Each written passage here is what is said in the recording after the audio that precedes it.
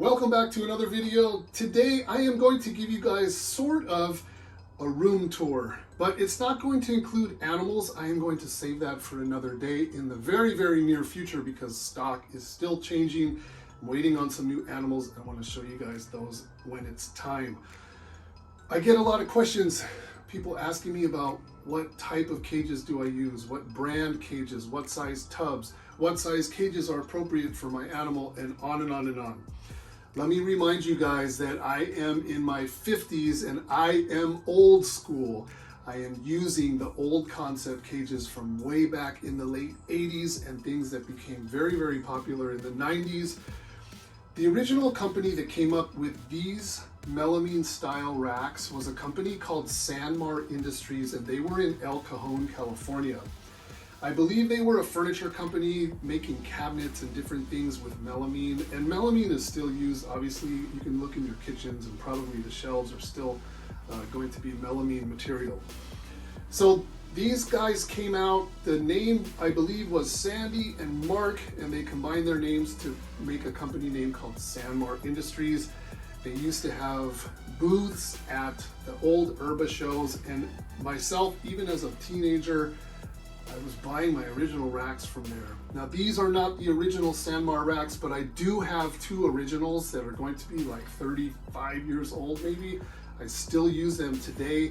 The tubs are no longer being made, of course, so I have to really baby those size tubs. I can't replace them if I really break them bad. So I'm gonna show you guys those in a second, but these are all other people's basically mimic of the exact same concept. So in this room, we have white melamine racks.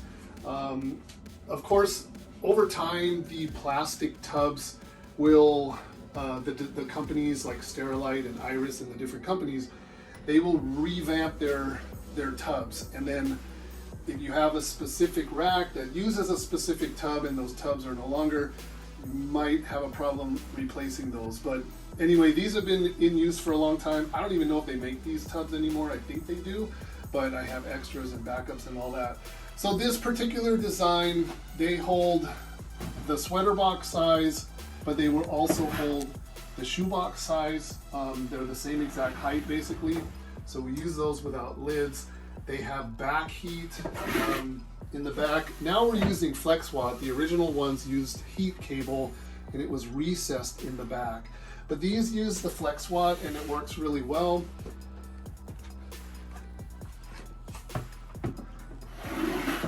So I have more, obviously. My baby rack here is, I believe these are Vision tubs. So they're quite deep.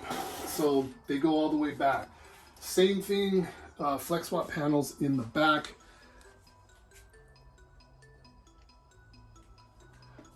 And so all the tubs are very deep, so they do that. And it works really well. This room has a pretty warm ambient anyway because everything is on thermostat, everything has heat, and yeah. Anyway, baby racks. Then I have, these are CB70s. So this is also a very deep rack. It's unoccupied, of course, but very deep, with the FlexWatt panel in the back, controlled by a thermostat. Everything is on individual thermostats. I use Herpstats mostly, I think, throughout this whole room, and there's a lot of them controlling all of these. These in the back, these are my CB80s. So this is a very practical size tub. It's big, it's deep, so I can actually house much bigger animals in these, and there's FlexWatt panel in the back. I have a brand new baby rack that was just delivered to me less than a week ago actually. So this is a brand new rack. This one's on wheels. This thing is really heavy. It's a monster. So there's 78 tubs. I chose to use this tub, an Iris tub. I'm using lids on these because I'm going to be using these for smaller animals and I don't want to risk any escapees. Now this one is going to be mostly probably for like native colubrids for the most part, and it has back heat, so there's two FlexWatt panels in the back. Back heat may or may not work for you guys if you do use it, depending on where you have it. The ambient temperature plays a huge role. So in this room, I'm not worried about it because the ambient is already kind of warm. So these guys will have supplemental back heat running in the back. So kind of excited that I have now an additional 78 more tubs to accommodate animals. And obviously we're ramping up because our production in Malaysia and our production here is probably going to have this stuff completely full. Right now it's mostly empty. I'm probably only at about 20% capacity, maybe even 15% capacity, I think. I have a lot of tubs and a lot of space. So the bigger cages that you guys are asking me about also, these are Animal Plastics cages. I think they are T13, but don't quote me on that. I can't remember exactly, but they are 4x2 by 2.5, I think the depth. Depth going back this way, it's a lot further than the standard cage. So they're actually pretty big cages, and they have radiant heat panels, no FlexWatt, no bottom heat, although because the radiant heat panels are installed on the top, the heat kind of radiates up on this side. So there is bottom heat technically on the cages as they make their way up to the top.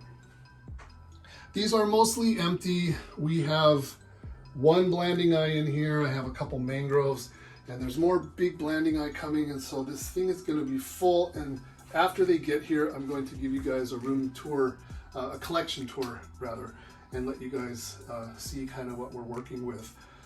I have Exoterras on the top. Again, I know people are really critical about Exoterras, but it all goes back to the environment that your cages are in. And so the ambient here in this room is nice and warm, and those work really well. And I have a whole FlexWatt panel that runs the whole distance for bottom heat if I need it for supplemental. Right now they're all empty. Like I said, this room is pretty darn empty. So let me show you guys the original Sanmar. I have it in a different area. I kind of only reserve it for like quarantine and stuff like that. But anyway, let's go take a look at that. So these are the original Sanmars, you guys. Again, these are going to go back, I think, about 35 years old, and they're still working well. They had the heat cable in the back. I replaced it, so I have an individual FlexWatt panel in the back, but these size tubs are no longer being made. You can't find these anymore. And at one point I had green tree pythons in here, so we had the perches done. So I replaced the heat cable with the FlexWatt panels. I felt like it was just better. I think at some point the heat cable failed and was no longer working. So I have to baby these boxes. These are vintage. Cannot replace those right now. So, but anyway, it still works just fine. So I realized that the reptile hobby has evolved globally. I know in Europe they're very much against racks and tubs. They want naturalistic enclosures and big enclosures, and I get that, and I'm totally in agreement with it. But I'm old school. I've been doing everything this way for years and years, decades, many decades, and I like it. I enjoy it. I like the way it looks. I enjoy being out here. This pleases me. This is the way I was brought up as a kid. So I have not evolved because this is what I do. Very familiar with the dynamics of these racks and whatnot. I obviously have some really nice bigger cages. They're not really naturalistic, but they serve the purpose because obviously those snakes that are in there are too big to go into tubs. But let me give you guys an example. So my new rack, 5-quart tub, right? And then if I take like one of, maybe this is a bit extreme, but there, like, tell me how that's inhumane. I don't understand it. And if you say that the snakes can't see, these are see-through tubs. If that was a 6-foot retic, this is like a 15-foot cage. So I don't see what the argument is. I don't understand it. Now, if I was doing like some of the other people are doing and putting like 3 and 4 foot snakes crammed into something like this, yes, of course, that's stupid.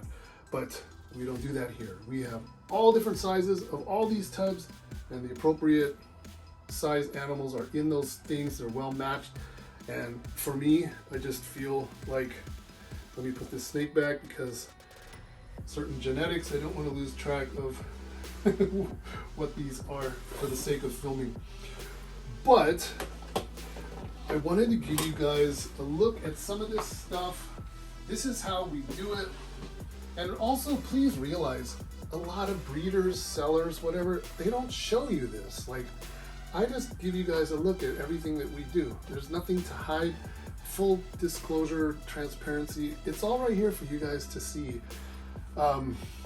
This is just the way we do it, and it works for us. So I also have a ceiling fan. It's like a bathroom fan, and it pulls air out. And there's 2 vents in the wall there. So there's always fresh air being pulled outside and then out through the vent. Also for lighting, this was something that I did about 10 years ago. I put a skylight in here. So now we get natural light. So obviously when the sun rises and it comes out, it's a solar tube, so we automatically start getting light pulled into the room. And then when the sun goes down, then the light also diminishes and then it goes dark. So those are a couple things. The walls in here are insulated, and I have all the thermostats programmed to drop 5 degrees at night. So from 8 p.m. until 8 a.m., this entire room drops down at least 5 degrees.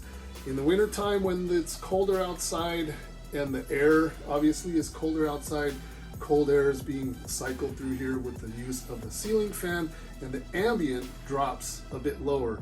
But for the hot spots, we have most of them set at like 84, 85, something like that, depending on what the species is that are being housed in the various racks. And the temperature drops 5 degrees as programmed. So it works really well for us. And for those of you that watch the channel, you realize that I prefer food cycling over any kind of actual brumation or hibernation or anything like that. Now this year we have corn snakes that we're breeding for our overseas market, and to cycle those animals, we are just going to be removing the adults out of the room and putting them into a place that's way more exposed to cold temperatures, so they'll get that really, really heavy drop in temperatures. But beyond that, everything else is tropical. There's no need. And we will breed animals just like we have been for a long, long time. That is it for this week's quick video, a little bit about caging. If you have any questions, you can put it in the comments below. A lot of the people that made these cages are no longer around, no longer in business, but these cages are still being manufactured by certain people. I'm sure you can find them if you look, and people are also sort of using the exact same melamine models, but they're doing it in ABS plastic or whatever, in different materials. So, you know, it's all going back to that original concept. Everything controlled by thermostats. I have this room dialed in. It's great out here. I love being out here, especially when it's kind of empty, because I can just really piddle around. It's not a big burden for me to have to go, I gotta do water bowls on all this whole thing today. It's gonna take me so many hours or whatever. Right now it's easy because I can just play around and just sort of be like living that kind of like retiree, almost like quasi hobby kind of thing. So we have some new animals coming next week, so we'll give you guys a look at those. And then I think the week after, we're going to do a collection tour and let you guys see what we have here in the US, our breeding plans and that sort of thing, kind of give you guys the map moving forward and give you guys kind of a heads up on what's going on with that. And then, like I continue saying, in November, we will be overseas in Malaysia, and we will show you the real facility with way more animals in it than that. So that's it. Thank you so much for watching. We will see you guys in the next video. Take care.